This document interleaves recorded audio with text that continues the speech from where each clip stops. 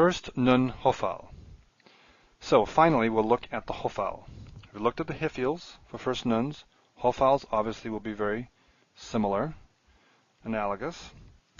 And again, like the Hifils, for the Hophals, the first nun of the root, assimilates in all forms.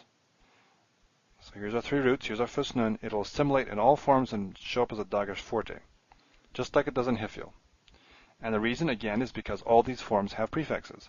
They either have the imperfect prefix, the yud, tav, or whatever, or they have the mem for the participle, or the hey that comes from the Hophal itself. So that's straightforward from a first nun perspective, or what happens to the first nun. Nun assimilates, all forms have prefixes. Now the kametz, actually this is kametz chatuf.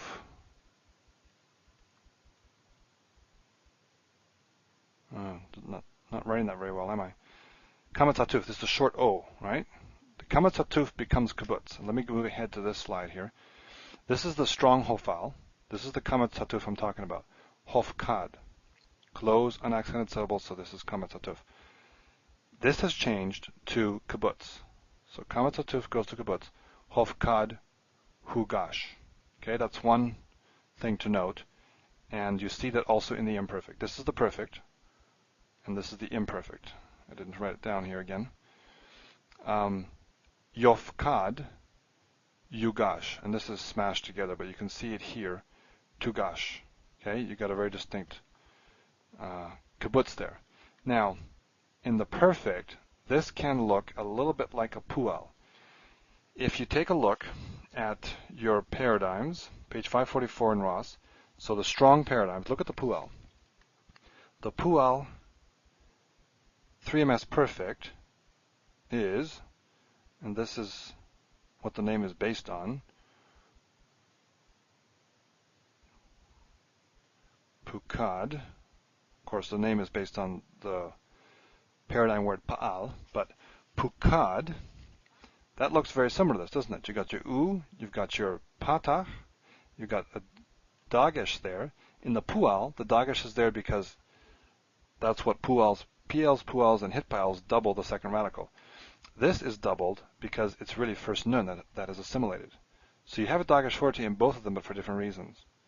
And the vowels are the same. So it all looks very much the same. The only thing that would tell you really is that, or give you a hint, is that if the first letter is a hey, then it's probably a Hophal. Unless it was a first hey verb, that a first hey in the pu'al may look like that, but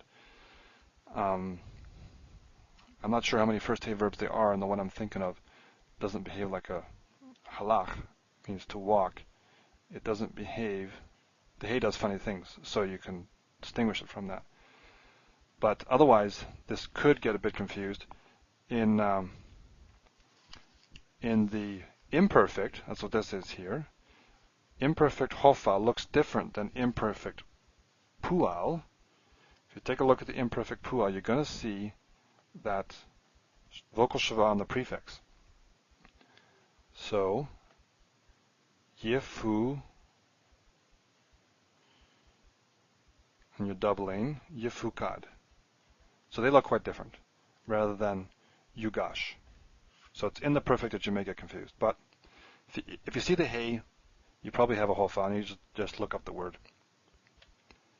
Again, first nuns in Hophal are easy because the first nun assimilates in all forms, just like it does in the Hifil, because all these forms have a prefix of one sort or another.